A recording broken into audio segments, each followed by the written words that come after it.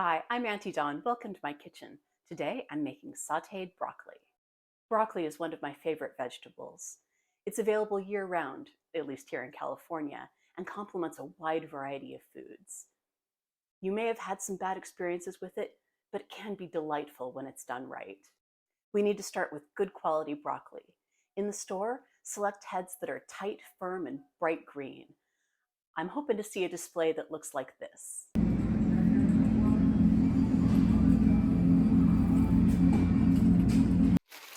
This is how I store my broccoli.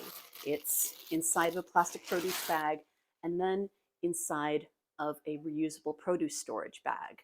I find this helps keep it moist while not letting any rot develop. So if we look at it, we see that broccoli is the flowering head of the plant. So when you're in the store, if you see that any of these little budlets have developed into flowers, then don't pick that head because it has started to bolt. That's what we gardeners call it when a vegetable starts to set flower before we want it to. And if you select that, it's going to be tough and probably bitter. So look for one that's got nice glossy green skin and tight, well-formed buds. If there's any space in between the florets, or if it started to turn yellow and brown, then select that. If there isn't any good broccoli in the store, then pick a vegetable that does look good because it's just going to taste nasty.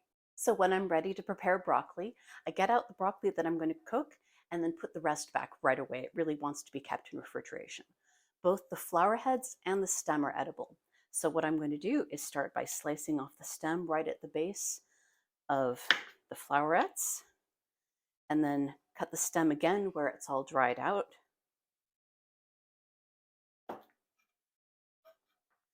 And then I'm going to turn this into a little square by cutting off skin pieces.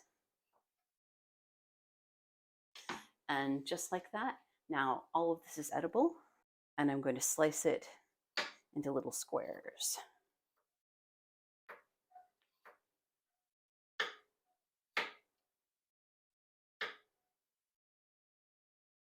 So I'm going to keep these separate and put them at the bottom of the saute pan. They take a little bit longer to cook than the florets. So now that I'm done with that, I'm going to go around and cut all of the florets on the bottom layer off.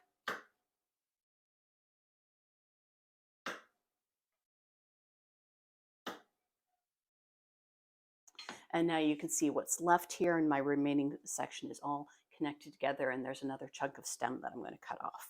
But now I'm going to take each of these and I want to cut them into nice bite-sized pieces. I'm trying to follow the natural break points in the broccoli. So I've made my first cut here, and you can see there. I'm going to cut down the middle.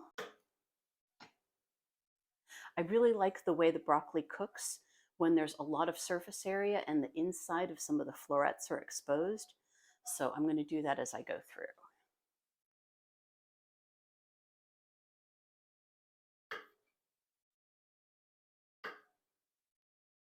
So you can see I'm cutting between the flowering structures, but I'm not cutting up into the flowering structure, because if I do that, there will be a whole lot of little broccoli pieces that come off.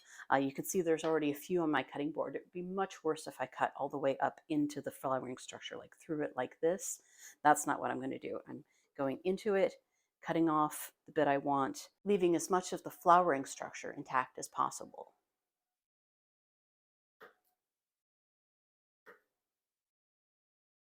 So you may have heard broccoli called a superfood or anti-inflammatory. A lot of people seem to think that the members of the brassica family, which broccoli is probably one of the most famous members, they have apparently a lot of sulfur compounds in them. Those are generally recognized to be good for you, but if you find broccoli unpalatable, even when you're cooking up nice fresh broccoli, it may be that you're sensitive to sulfur compounds, and it's just never going to be palatable to you.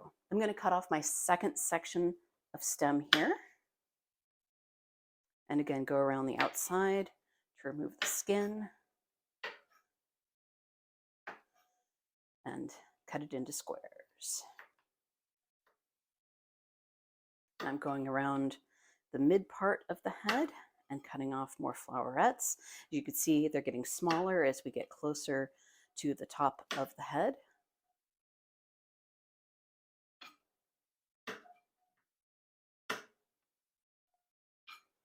And so these, rather than having to cut into 8 or more pieces like I did the large florets, I'm only cutting into 3.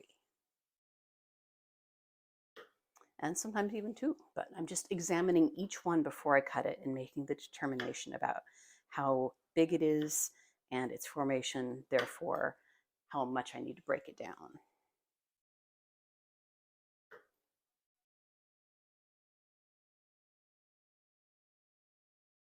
And this will be the last stem section. You see it's getting almost tiny.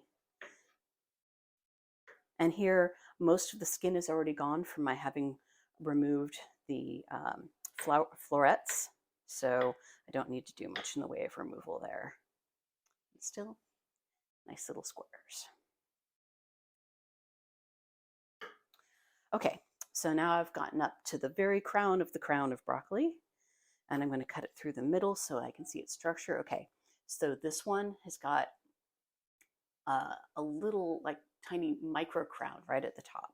So what I'm going to do is cut off all of these ones that are kind of sticking out on their own on the outside, and these don't need any further cutting.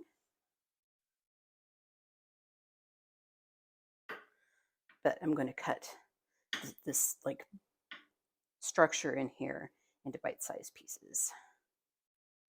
Again, trying to avoid cutting actually into the flower buds themselves. Now that I'm ready to cook, I've opened a window. I'm going to turn my vent fan on. Make sure that airflow gets established before I turn the gas on. And I'm going to want to let my cast iron get quite hot before I add my cooking fat. In this case, I'm using clarified butter. Okay, now that the pan is hot, I can add my fat. I'm going to use about a teaspoon of ghee. Make sure I get that all over the pan. Now I'm going to add my stem squares first. Get them on the bottom and all flat on the pan. Now I'm going to add the florets on top, and I'm going to take them by handfuls like this, both to get them evenly distributed on the pan and also so that I'm leaving any of the cut bits of floret on the plate, because those just kind of stick to the bottom of the cast iron and get burnt. Okay, now I'm going to add a little salt. Does not take much. All right, the heat was on high. I'm going to turn it down to medium and cover it. This will only take about a minute. All right, now after about a minute, I'm going to check in. The broccoli, where it's cooking, should be turning brighter green like you see here. So I'm going to stir it up. You can see some of the broccoli on bottom is already starting to brown. So I'm going to stir it up again and leave it open to finish cooking.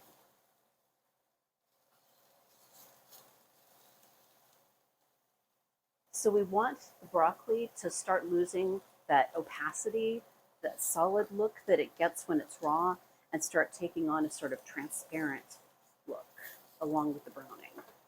At this point, you really want to keep an eye on it because overcooked broccoli is no fun. If you're going to be adding this to another dish like a soup or a stir fry, I'd recommend removing it at this point, but if you're going to be serving it as a side dish immediately, then you want to take it all of the way to the point where there's little brown bits on all of the pieces. Okay, that's done. Now that the broccoli is cooked, I'm going to remove it from the heat right away or it'll get overcooked.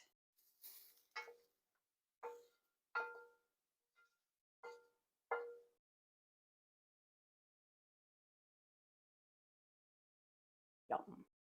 Broccoli cooked this way can be a side on its own or part of another dish, but they should all be nice and tender and flavorful. I hope you enjoy this broccoli as much as I do. See you next time.